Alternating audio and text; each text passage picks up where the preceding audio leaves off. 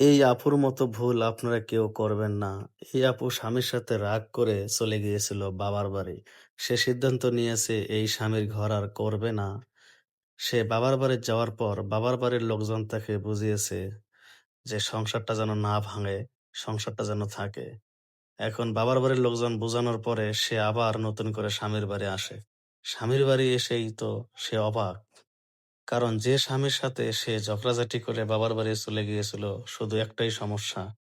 কারণ তার স্বামী নাকি শারীরিকভাবে অনেক অক্ষম। কিন্তু সে সিদ্ধান্ত নিয়েছিল সংসার করবে না। যখন বাবা-মা বুঝিয়েছে সে এসেছে। এসে তো এখন সে স্বামীকে দেখে অবাক। হায়, হায়! এটা আমি কি দেখতেছি? এটা কিভাবে সম্ভব?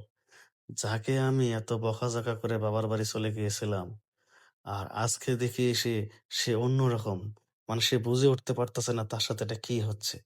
সে এখন অনেক খুশি। যাক, তার মানে তো আর মানে আমার কোনো সমস্যা নেই। যেহেতু তাকে আমি অন্যরকম দেখতাছি, তাহলে ঠিক আছে। আমি সংসার করব, এই সংসার আর ভাঙবো না।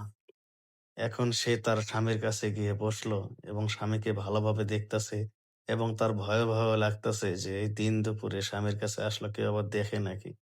আর সেও বুঝে উঠতে পারতাছে না যে তার স্বামী তার সাথে অভিমান করেছে। আজকে স্বামী আবার কি মানে কিনাতে কি ভাববে?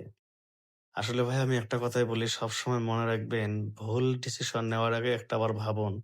কারণ আমাদের দেশে অনেক উন্নত চিকিৎসা আছে। আপনারা সামরিক যেকোনো জিনিসের কারণে এত সুন্দর সাজানো গোছানো সংসার ভাঙানো ঠিক না। কারণ আপনারা চিকিৎসা করেন দেখবেন ইনশাআল্লাহ ভালো হয়ে যাবে।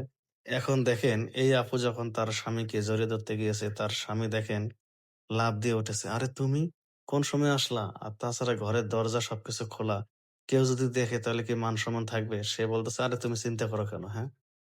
মান-সম্মান থাকবে না কেন? আমি তো সবকিছু দেখে এসেছি। আর তাছাড়া আমি তো অবাক। তোমাকে দেখে গেলাম আমি একরকম আর তুমি হলে আরেক রকম। যাক তুমি আমাকে মাফ করে দাও। আমি কখনো আর এই ধরনের ভুল করব না। বুঝতে পারছো? আমি সারা জীবন তোমার পাশে থাকবো।" তখন তার স্বামী বলতেছে, "দেখো আমি তোমার কাছে হাত জোড় করি তুমি এই ঘর থেকে বেরিয়ে যাও। কারণ যেহেতু তুমি আমার বাড়ি থেকে গিয়েছো, আমার বাবা-মার মুখে চুনকালি দিয়েছো, আমার মান-সম্মান তুমি রাখো নাই। সুতরাং বাবা-মার ডিসিশনে আমি তোমাকে তার আগে তোমাকে রাখবো না।"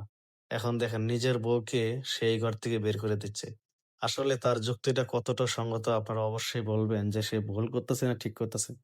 এইজন্য বলি রাগ জিনিসটা খুবই খারাপ। কারণ সে তার স্বামীকে ভুল বুঝেই কিন্তু বাবার বাড়ি চলে গিয়েছিল।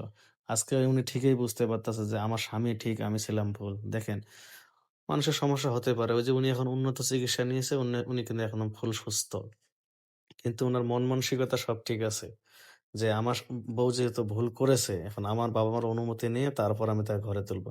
এখন সে দেখেন চিন্তা করে, "হায়! এটা আমি অনেক বড় ভুল করেছি। না, না, আমি কখনো আর স্বামীর সাথে খারাপ ব্যবহার করব না।